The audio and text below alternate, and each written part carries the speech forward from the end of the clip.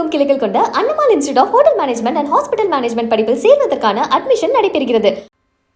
மாண்டியா நகரில் யாசகம் எடுத்து வாழ்க்கையோட்டிய மூதாட்டி இறந்த பிறகு அவரது வீட்டில் 8 லட்சம் ரூபாய் இருந்தது கண்டுபிடிக்கப்பட்டது.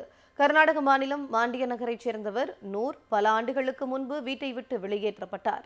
இதனால் மாண்டியா நகர் முழுவதும் யாசகம் எடுத்து அதில் கிடைக்கும் பணத்தில் வாழ்க்கையை ஓட்டி வந்தார். இந்நிலையில் உடல்நலம் பாதிக்கப்பட்ட நூர் சிகிச்சை பலனில்லாமல் 2 நாட்களுக்கு முன்பு உயிரிழந்தார். தகவல் அறிந்த அவர் வசிக்கும் பகுதியைச் சேர்ந்தவர்கள் உறவினர்கள் இறுதிச் சடங்கு செய்தனர். காரியங்கள் முடிந்ததும் அவரின் வீட்டிற்கு சென்ற உறவினர்கள் அப்பகுதியில் சோதனை நடத்தினர்.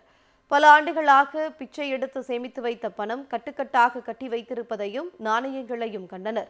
பின் அனைவரும் அமர்ந்து பணத்தை எண்ணிய போது 8 லட்சத்துக்கும் மேற்பட்ட பணம் இருந்ததை கண்டு அதிர்ச்சியடைந்தனர். இதனையடுத்து அப்பணம் முறைப்படி குடும்பத்தினரிடம் ஒப்படைக்கப்பட்டது.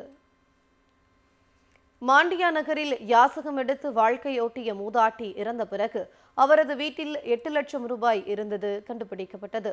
கர்நாடக மாநிலம் மாண்டியா நகரைச் சேர்ந்தவர் நூர் பல ஆண்டுகளுக்கு முன்பு வீட்டை விட்டு வெளியேற்றப்பட்டார்.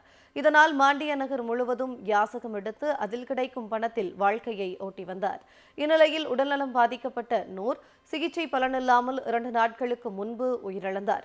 தகவல் அறிந்த அவர் வசிக்கும் பகுதியைச் சேர்ந்தவர்கள் உறவினர்கள் இறுதிச் சடங்கு செய்தனர். காரியங்கள் முடிந்ததும் அவரின் வீட்டிற்கு சென்ற உறவினர்கள் அப்பகுதியில் சோதனை நடத்தினர். பல ஆண்டுகளாக பிச்சை எடுத்து சேமித்து வைத்த பணம் கட்டுக்கட்டாக கட்டி வைத்திருப்பதையும் நாணயங்களையும் கண்டனர்.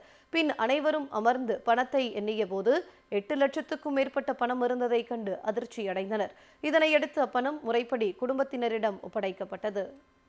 தமிழகமெங்கும் கிளைகள் கொண்ட Annamal institute of hotel management and hospital management படிப்பில் சேர்வதற்கான அட்மிஷன் நடைபெறுகிறது.